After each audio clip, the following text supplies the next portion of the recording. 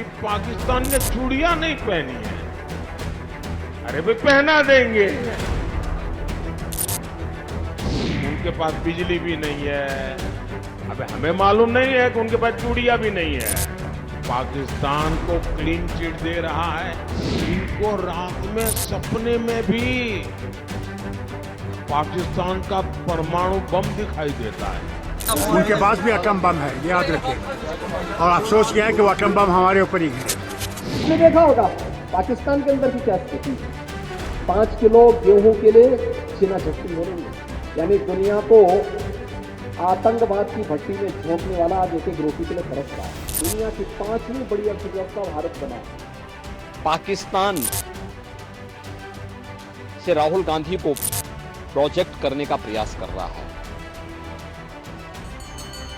घंटा जानते होंगे आप, देखा भी होगा बजते हुए भी और बजाते हुए भी। जिसकी पहुंच वहां तक होती है, हर आता जाता आदमी उसे बजा ही जाता है।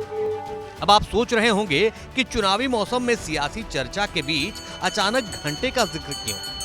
तो मामला दरअसल ये है कि कहने वाले मौज मौज में ही सही कह रहे हैं कि हिंदुस्तान के चुनाव में पाकिस्तान तो घंटा ही बन गया है।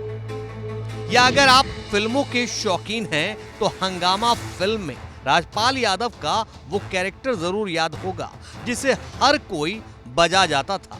गलती उसकी हो या ना हो, सजा वही पाता था।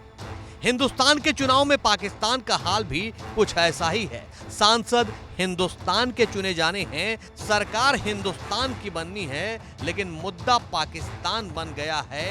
जिसका मन चाहता है वही बजा जाता है। कि पाकिस्तान ने चूड़ियां नहीं पहनी है। अरे भाई पहना देंगे। उनके पास बिजली भी नहीं है। अब हमें मालूम नहीं है कि उनके पास चूड़ियां भी नहीं है। पाकिस्तान को क्लीन चिट दे रहा है। इनको रात में सपने में भी पाकिस्तान का परमाणु बम दिखाई देता है। आज मणिशंकर अय्यर हमें धमकी दे रहे हैं, देश को धमकी दे रहे हैं। पाकिस्तान को सम्मान दीजिए, उनके पास एटॉमिक बॉम्ब है। आपने देखा होगा पाकिस्तान के अंदर की क्या स्थिति है। 5 किलो गेहूं के लिए छीना झपटी हो रही है। यानी दुनिया को आतंकवाद की भट्टी में झोंकने वाला आज एक एक रोटी के लिए तरस रहा है। दुनिया की 5वीं बड़ी अर्थव्यवस्था भारत बना है। दरअसल पीएम मोदी हो या अमित शाह या फिर सीएम योगी, सबकी जुबान पर किसी न किसी बहाने पाकिस्तान का नाम आ ही जाता है।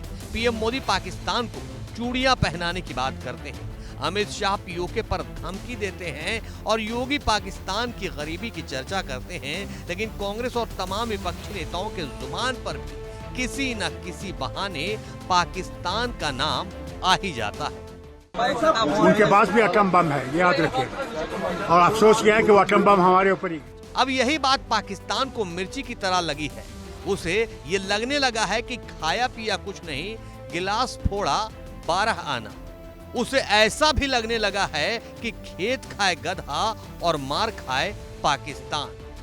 मतलब यह है कि हिंदुस्तान से पाकिस्तान ने दूसरी बार गुहार लगाई है कि लिल्लाह आप अपने मुल्क के चुनाव में हमें बख्श दें। वहां के विदेश मंत्रालय ने कहा है कि भारत में कुछ पार्टियां बार बार पाकिस्तान का नाम लेकर वोटिंग में फायदा उठा रही हैं। इसके लिए मंत्रालय ने अंतर्राष्ट्रीय संगठनों से भारत में हो रही बयानबाजी पर ध्यान देने को कहा है। उनका कहना है कि ऐसी बयानबाजी से दोनों देशों में शांति भंग होती है और रिश्ते खराब होते हैं।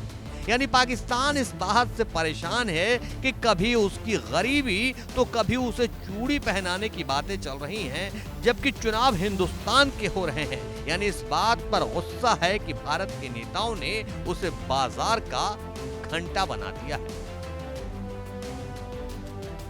भारत की बात रोहित सिंह सावल के साथ सिर्फ एबीपी न्यूज पर।